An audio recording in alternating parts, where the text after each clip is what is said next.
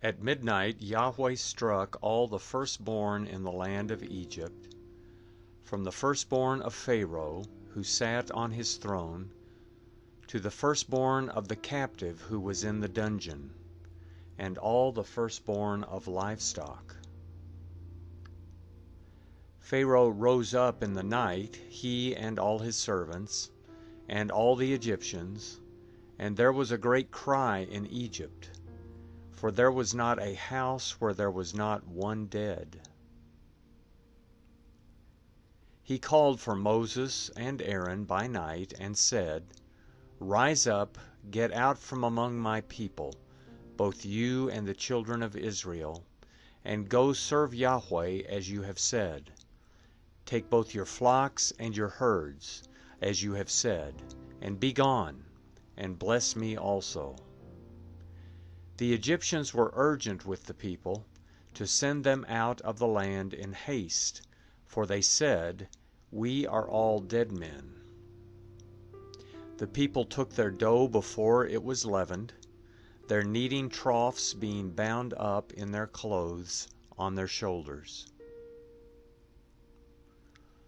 The children of Israel did according to the word of Moses, and they asked of the Egyptians jewels of silver and jewels of gold and clothing. Yahweh gave the people favor in the sight of the Egyptians, so that they let them have what they asked. They plundered the Egyptians. The children of Israel traveled from Ramses to Succoth, about 600,000 on foot who were men, in addition to children. A mixed multitude went up also with them, with flocks, herds, and even very much livestock. They baked unleavened cakes of the dough which they brought out of Egypt, for it wasn't leavened, because they were thrust out of Egypt and couldn't wait, and they had not prepared any food for themselves. Now the time that the children of Israel lived in Egypt was 430 years. At the end of 430 years, to the day, all of Yahweh's armies went out from the land of Egypt. It is a night to be much observed to Yahweh for bringing them out from the land of Egypt. This is the night of Yahweh to be much observed by all the children of Israel throughout their generations. Yahweh said to Moses and Aaron, "This is the ordinance of the Passover.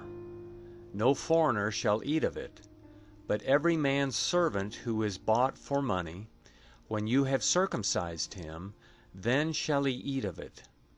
A foreigner and a hired servant shall not eat of it. It must be eaten in one house. You shall not carry any of the meat outside of the house. Do not break any of its bones.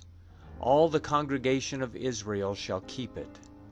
When a stranger lives as a foreigner with you, and would like to keep the Passover to Yahweh, let all his males be circumcised, and then let him come near and keep it.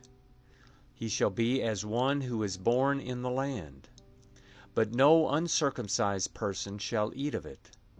One law shall be to him who is born at home, and to the stranger who lives as a foreigner among you."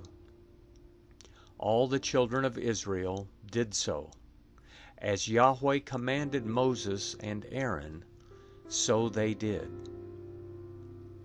That same day, Yahweh brought the children of Israel out of the land of Egypt by their armies.